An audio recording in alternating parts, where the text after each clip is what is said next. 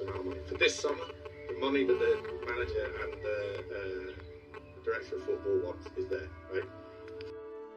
Richard Arnold there, speaking to Manchester United fans. You remember that interview when they were going to protest at his house and he went and met them at the pub and he told them right there, the money is there for Erik Ten Hag this summer. Now I know that this protracted Frankie de Jong saga is the main reason why we haven't been spending big. And I've said all along, I kind of don't think that a lot of that is at the fault of Manchester United, considering we've agreed the fee. But the story that's developed this morning here on James Garner, for me, raises major questions about what Richard Arnold said there, about what Erik Ten Hag is being given, and how, in my opinion, right now, he's being hung out to dry. He is being hung out to dry, man. The start of the season has been abysmal. And signing new players, and just that's not the solution to everything. But in a rebuild, you need to let a manager rebuild, and the only way he can do that, actually that's a lie, there's two ways he can do that, is rebuilding from within, at the same time bringing in the characters and the people that he needs.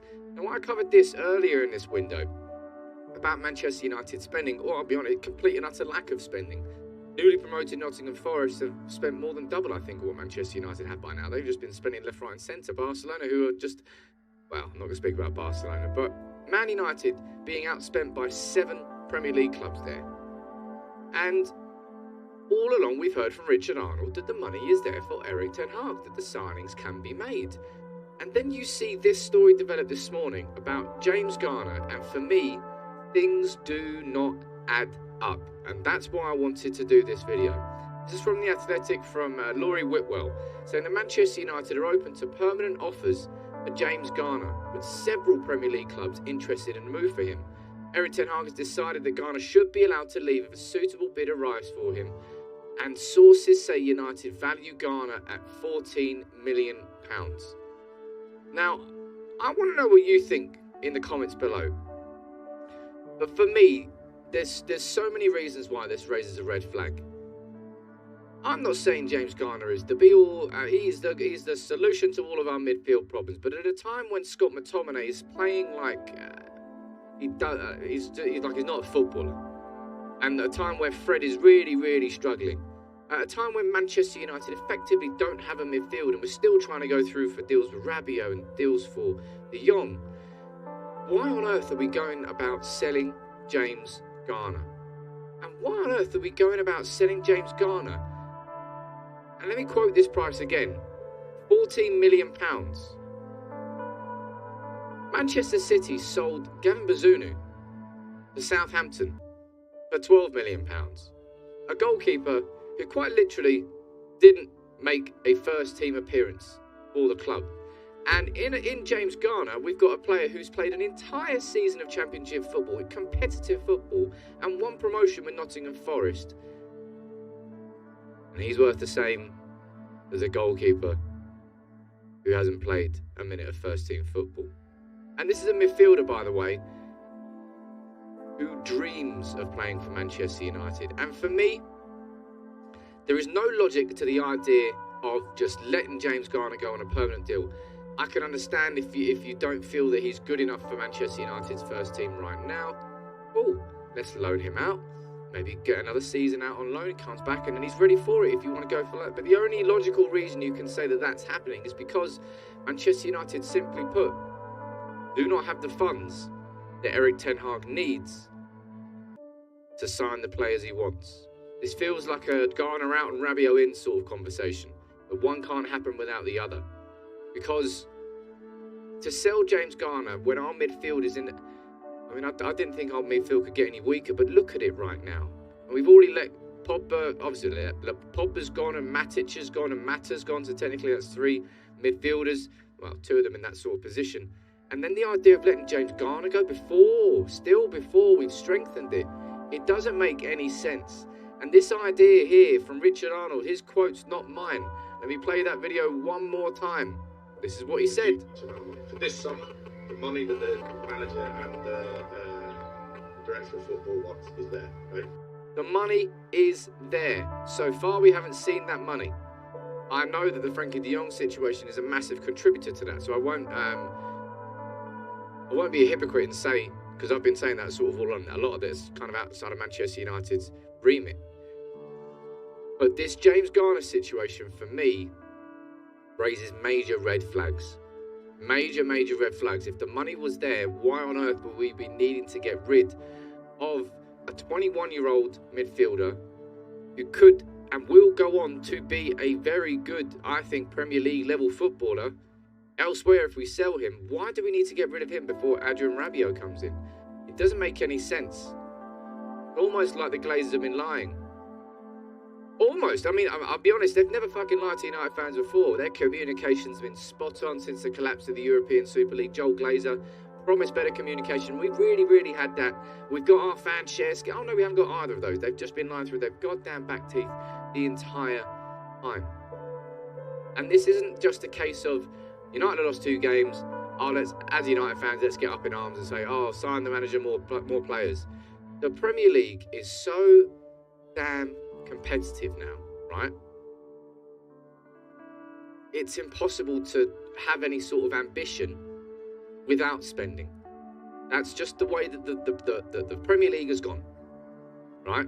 And you can either accept it and be part of it, or kick back and watch yourself disappear as the other clubs just zoom away. And that's exactly what's happened under Manchester United with the Glazers. And now Erik Ten Hag is not being given what he needs. And it's allowing things like this to manifest itself. You'll remember that Richard Arnold also said this, that he felt that the dressing room leaks, that the club had got control of them. You'll remember that last season they were just a massive issue for Ole Gunnar Solskjaer, for Ralf Rangnick. Constant leaks coming out, team leaks, dressing room discontent, constant stories that seem to undermine the position of the manager and ultimately probably contributed to his downfall.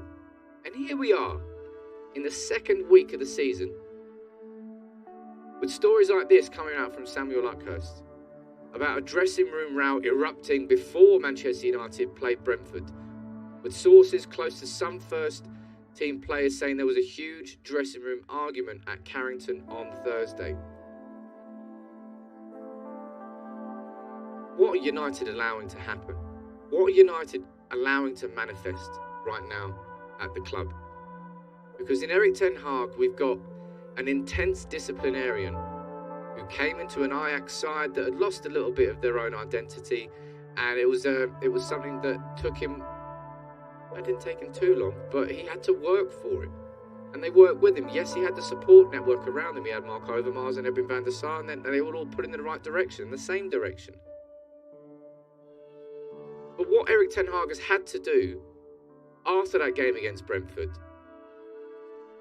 in his eyes, was to punish the players. You've seen this is from Adam Crafton from The Athletic, said he's spoken to a good number of sports scientists and coaches in the last 24 hours who have big experience at the top level. They've unanimously been stunned at what Ten Hag asked United's players to do yesterday with 13-kilometre runs the morning after they played a match in 34 plus degrees. I hope that Erik Ten Hag does that every single time these players put in those sorts of performances. I compared them to puppies when I saw that story on Twitter, because puppies, you get a puppy, they're little assholes. They're good fun, they're cute, but they're little assholes. You have to train them to not be little assholes, and eventually puppies will understand this is good for me and this is bad for me.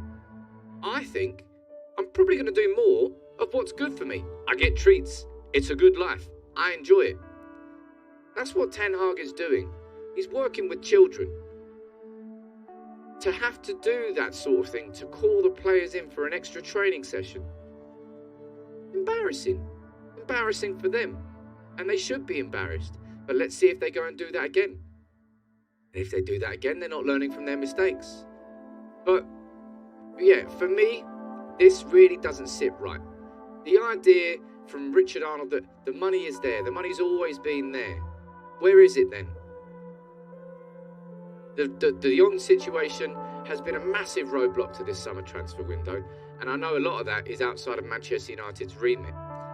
But it doesn't make sense here that we're getting rid of James Garner when our midfield is so weak. Geez, we should be getting rid of Scott McTominay before we're getting rid of James Garner. It doesn't sit right with me. And for me, it goes to show that the money isn't there for Erik Ten Hag.